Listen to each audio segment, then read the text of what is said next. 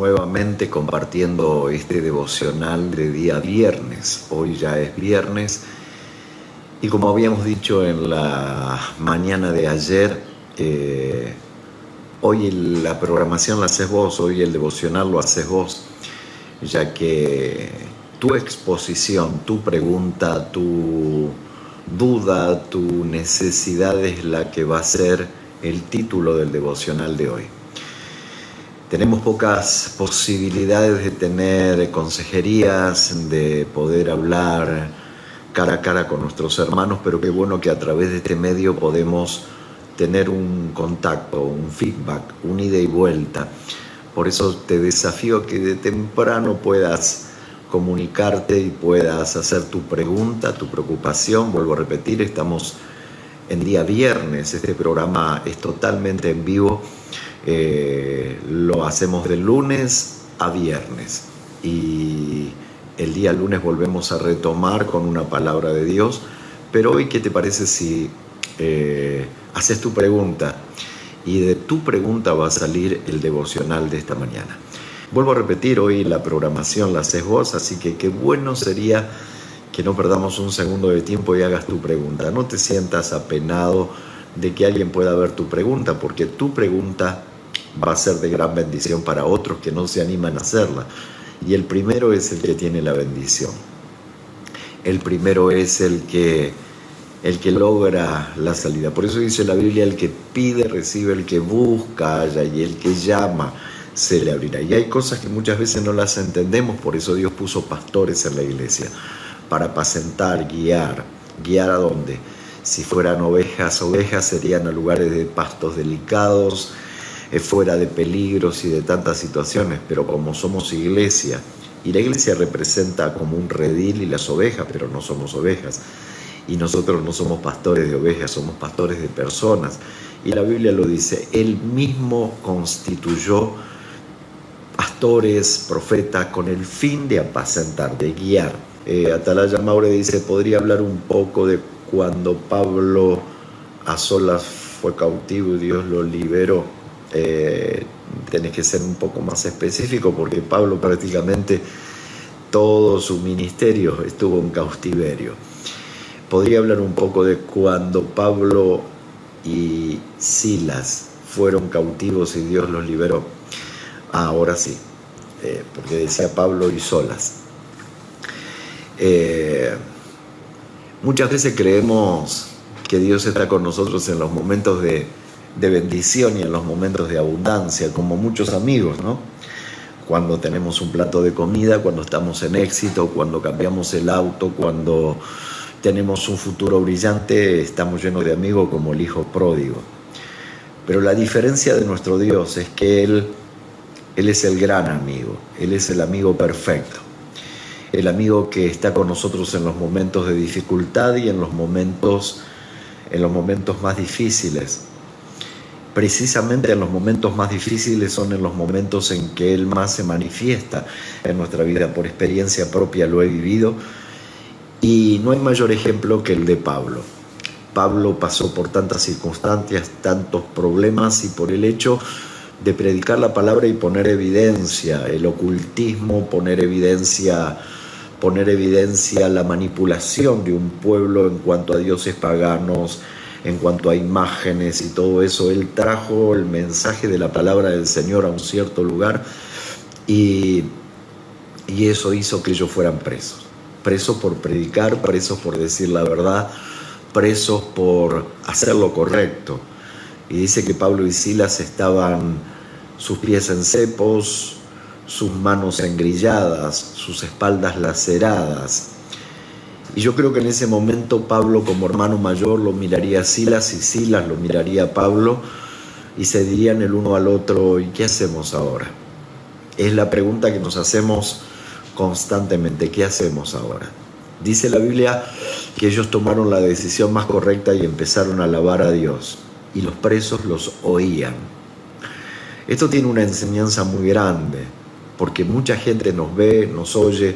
Hay algunas personas que dicen, predica, y si te queda tiempo habla con tus labios. Eso quiere decir que nuestras acciones predican mucho más que nuestras palabras. Nuestras acciones predican mucho más que nuestras palabras.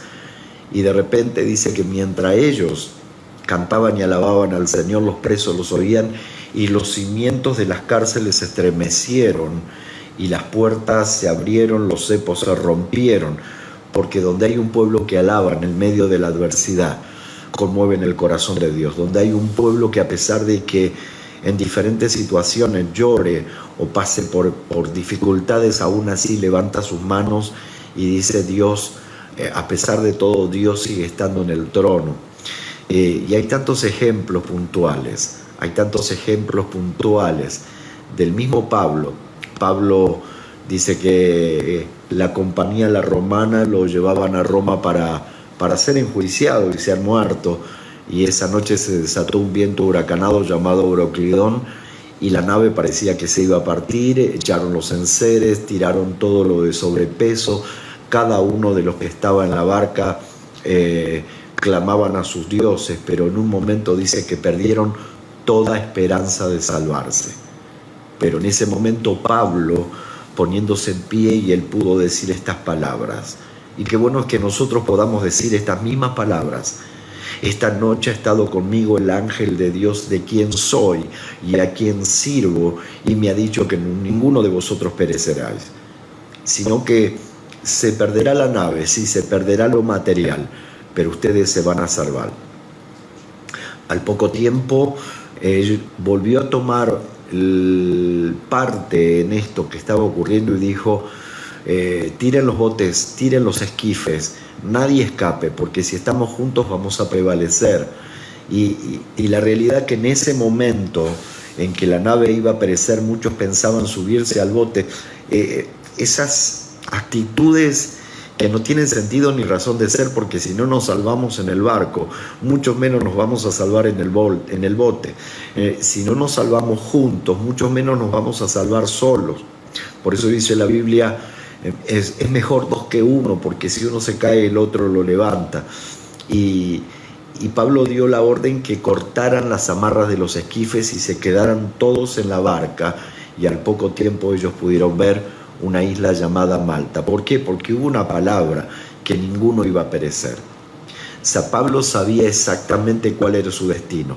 Él tenía que ir a comparecer a Roma, él tenía que hablar delante de reyes, tenía que hablar delante de príncipes, tenía que cumplir una misión, y nada iba a detener esa misión. El diablo quiso detenerlo, pero nada podía detenerlo, y aún en la prueba él sabía que Dios estaba con él. Porque ese Dios que había visto en camino a Damasco no había disminuido, no había desaparecido, sino que estaba con él más que nunca. Y él comenzó con Silas a alabar y a glorificar el nombre del Señor. Los presos los oían, los cimientos se estremecieron, las cárceles se abrieron. Moraleja: en la prueba, en la lucha que hacemos, maldecimos, hacemos como el pueblo de Israel, que dijo, ojalá nos hubiéramos quedado en Egipto, hagámonos un Dios, adorémosle, démosle la gracia de que Él nos liberó y volvamos nuevamente a donde estábamos, en nuestra cárcel, en nuestra prisión. O vamos a hacer lo que hizo Pablo y Silas, alabar a Dios. Cuando el pueblo de Dios alaba, la presencia de Dios se manifiesta. Cuando el pueblo de Dios alaba, la gloria de Dios se manifiesta. Hace algunos años pude escuchar la experiencia que me tocó muy de cerca, porque algunos pasamos por la misma experiencia. Un pastor muy amado, él estaba predicando en el exterior y le avisaron que su esposa, que estaba embarazada, estaba grave. Entonces él llegó a su casa, y cuando llegó a su casa encontró a su esposa que había fallecido con su bebé en su vientre.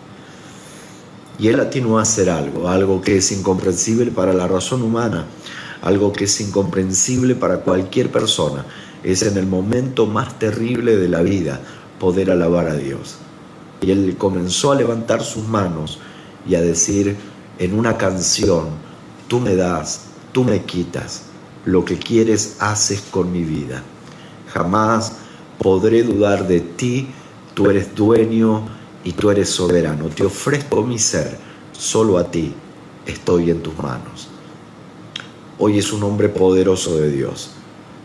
Su esposa, su niño, en la presencia de Dios. Y como dijo David, yo sé que él no va a venir a mí, pero tengo la esperanza que un día yo voy a ir a él. Pablo y Silas estaban dispuestos a pagar el precio. Hay tantas pocas personas que están dispuestos a pagar el precio de la unción. Y la unción tiene un costo. El precio lo pagó Cristo en la cruz del Calvario, pero el costo de seguir a Cristo, dice la Biblia, de la copa que yo he bebido, vosotros también la beberéis. Y de la cruz que yo he tomado, ustedes también tendrán que tomar esa cruz. Por eso dice la Biblia que cada uno tome su cruz y sígame. Hoy tenemos el recuerdo de Pablo y Silas alabando, glorificando al Dios, y cuando la cárcel se abrió, dice la Biblia que el carcelero tomó su espada para matarse, pero cuando él se iba a matar, escuchó la voz de Pablo que le dijo: no te hagas ningún daño porque estamos todos aquí. Eso ¿cuál era la misión de esa prueba? La misión era que el carcelero lo liberó a Pablo, lo liberó a Silas, lo llevó a su casa, le limpió las heridas. Y por último, el plan de Dios era que el carcelero de Filipos y toda su familia creyeran en el Señor Jesucristo y fueran salvos él y toda su casa. Angélica Orone, a mis nietos me cuestionan porque me convertí en evangélica. Yo le digo que mi espíritu lo necesita. Besitos. Cada cual tendrá que dar cuenta delante de Dios, y qué bueno es que tu espíritu lo necesite. Mira, yo quiero dejarte en esta mañana un pensamiento.